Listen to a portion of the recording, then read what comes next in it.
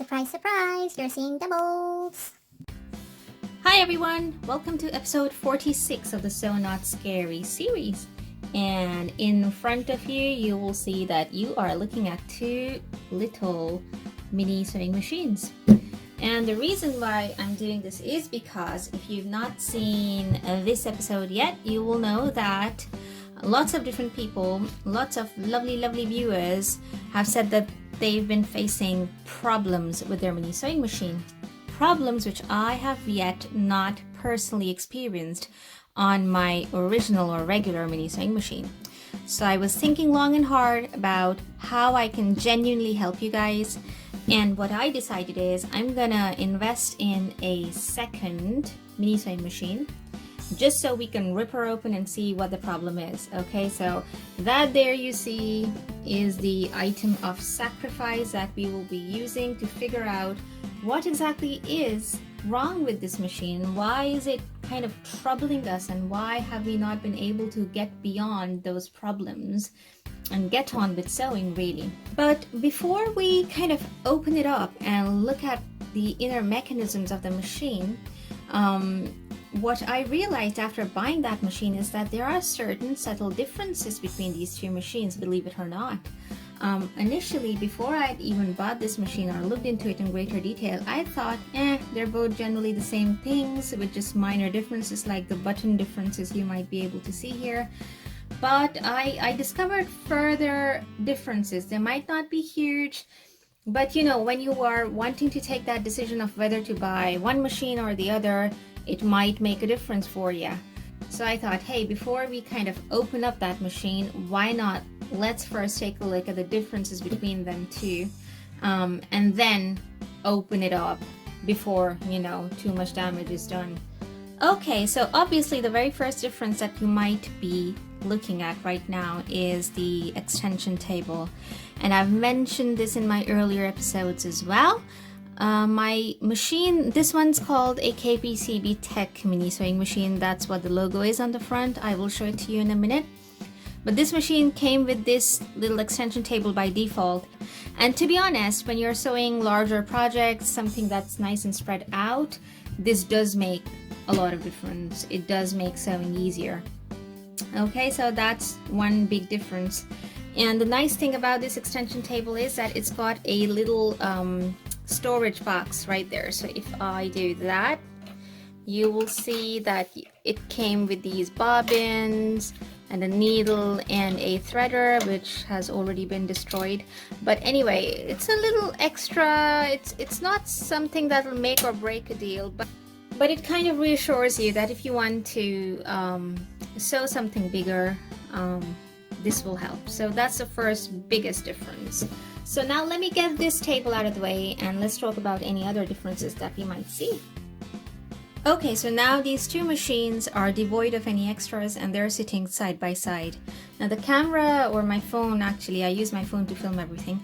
My phone is positioned ever so slightly towards the right of my table. So this machine is slightly closer to you when you're looking at it compared to this machine, okay?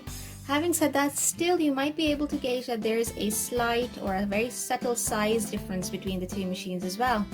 This machine is just a few millimeters taller than this machine, okay? And you can also compare the base. So the base of this machine is a bit higher compared to here, okay? So do you see there's like a little bit of a height difference as well in the base. So overall this is taller and the base is taller as well, okay? And width-wise as well, when I'm looking at them point blank, I can see that this is a bit wider compared to this machine, okay? That's the first difference that you can see bang on as soon as you look at them, okay? Now, one good thing that this machine's got, which this one doesn't, is that it's got this little groove under it. It's called the free arm slot, I think. Where you can kind of hem cylinders. So if you want to hem a sleeve or a trouser leg, you know, it can wrap around this and you can slide it around and sew it easily, whereas this machine doesn't. So I think what they've tried to do is kind of give this end a little bit more of a protrusion even so, look, the needle is way inside, and ideally you should have an airspace underneath the needle, like you've got here. That airspace is right underneath the needle where you can slide the fabric through, which this machine doesn't. So that's something that you can keep in mind in future when you're buying a mini sewing machine, whether it's a generic one or whether it's something with a little brand logo on it. Just take a look at the machine's base and see if it's got this little groove there, okay? And when I turn it sideways, you can see, can you guys see? You can see right through it, so you can see my hand behind it. So that's where the clothes can slide under. Whereas with this machine, there is no such thing. Okay, so that's the second difference. Thirdly, obviously, it's very obvious, but the positioning of the buttons is a little bit different. So in my KPCB Tech, this was the light switch, on-off switch, and speed setting. Here, the light switch is here, light switch, on-off switch, and speed setting. Okay, so I think the positioning really doesn't matter much. They've both got essentially the same designated functionalities, albeit they are in different positions. So I don't think it makes much of a difference, but it's good to know these differences just before you're buying a machine, okay? Now, another difference that I wanted to point out to you is not so much to do with the machine's anatomy, but rather how they have chosen to thread the machine. If you looked any of my earlier videos, for example this one, you will know that I constantly talk about the Nifty 9 method to thread the lower bobbin. Okay, now let me show you how the bobbin here has been threaded. Okay, so I've just shifted the position of my phone camera so you can see exactly what's going on. So it's got the original bobbin in its casing, and I've not taken it out yet. But take a look at this. I noticed this earlier. Look at the bobbin and look at the way it's been threaded. Can you see it's making a P? Which personally I think is wrong, because the instructions which came with my KPCB Tech Mini Sewing Machine clearly said that the bobbin should sit the other way around, okay? But this is how they've chosen to thread their bobbin. Personally, I don't think this is the way it should be. Okay, so we've raised the bottom thread finally, but with some struggle. The mechanism is definitely not smooth running. Well, definitely not as smooth running as my KPCB Tech or any other sewing machine. So there's a struggle there, and when we look into it in greater detail, I'm sure we'll find out what the problem there is. Okay, so that's another difference you need to keep in mind. Now let's take a look at the general way in which the different parts of the machine are behaving. So in my KPCB Tech machine, here you can see when I pull it up, it comes out quite smoothly actually. Part of it might be because I've used it more, but even so you can see that the mechanism is quite smooth, okay? Now here, I felt there's a lot of resistance. Let me try it again. I'm using quite a lot of effort to pull it up. Okay, so yeah, I hope I don't break it. Yeah, I wouldn't want to do that too often, to be honest. It doesn't feel very robust. So that's definitely one thing that you need to kind of keep in mind when you're buying this mini sewing machine. Now let's take a look at the tension control knobs. Okay, so I'm going to turn the machines to their side like so. Okay, and yes, I've used my KPCB Tech machine a lot more compared to this, which has never been used yet. Okay, so when I turn the tension control knob, it's fairly smooth. It's running smoothly. Okay, I'm tightening it up. Now if I look at it here, it just feels so tight. Like this spring coil mechanism inside is just so it's just really tight. It's a really hard spring. So I feel like even though I'm trying to make it loose, I'm not making much of a difference. Although I think the plates are coming further apart, these plates. So yeah, that's no fun. It's not fun to to turn this, whereas here it's a lot more smoother, okay?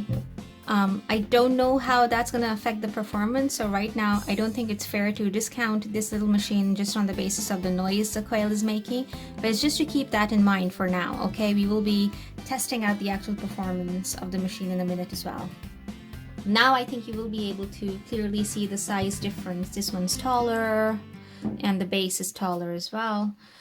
One thing I did notice is these coils, so let me pull them closer. Okay, so when we are sewing and when we lower the presser foot, it actually presses down on the fabric, okay? And with pressure, then we sew, and the stitches are supposed to come through perfectly. And that pressure is actually created by this coiled up spring sitting right above the needle, okay? It's a very tightly coiled spring, and because it's so tightly coiled, it can press down on your fabric, okay, when you lower the presser foot. But now take a look at the coil differences. So this is a coil in my KPCB Tech machine, and if I'm kind of touching and trying to wobble it, it's fixed very well in place. I'm lowering it and there's hardly any movement. Now look at this coil. I can hear a popping noise, which means the coil springs are loose. They're not as closely or tightly wound together or coiled together. So there is definitely more movement there. The coils are tighter on this machine compared to this. It might affect the amount of pressure it puts down, but that is yet to be seen. But another reason that you need to be a little more cautious when considering this one. Okay, so the more that I fiddle around with individual bits and bobs on these mini sewing machines, I feel that the robustness of the machine for this one is higher compared to this one. So it just feels flimsier overall. So say for example, we're looking at the lever, okay, these levers, okay, and this lever actually has a thread going through it, so it should actually be more stable compared to this one, which has no thread going through it. It's not threaded yet. But let me just show you what I mean when I say that it feels more robust. So if I try to wriggle it side to side, okay, that's the kind of movement it's got. It's got a little bit of movement, okay. Take a look at this one. Do you see it? It's visibly going right to left. Okay, and I just don't feel confident that it's as robust as the lever here, okay. So that's just like a general feeling I get from the quality of manufacturing. So let's try sewing something on it. We've spoken quite a bit about the differences, but I don't want to kind of just persecute this without looking at its performance. So let's try sewing a stitch line with this and see how it looks. So I'm gonna use the original attachments that came with the machine, the original foot pedal and power cable. Let me connect it and then get back to you. Okay, so now I've got the original foot pedal and power cable connected to this mini sewing machine. Let's see if the light is functioning. So there's a button there. Yep, it's nice and bright.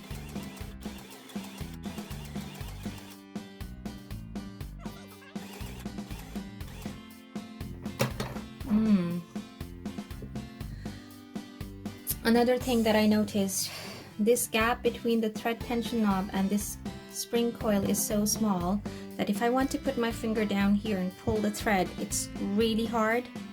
And I don't have particularly large hands either.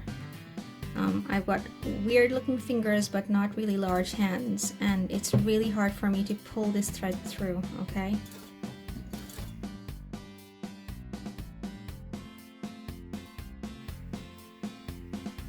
Yeah, it seems like the top thread is too tight. Wow, it's tight enough that it broke. So let's loosen the thread significantly and then try sewing again. Okay, so take a look at the second line of stitches. When I loosened the thread tension by turning the knob counterclockwise, I think it balanced out quite okay. so the stitching is fine. I'm not complaining about it, okay? So now let's try to sew a line of stitches using the on-off button, which is right here, okay?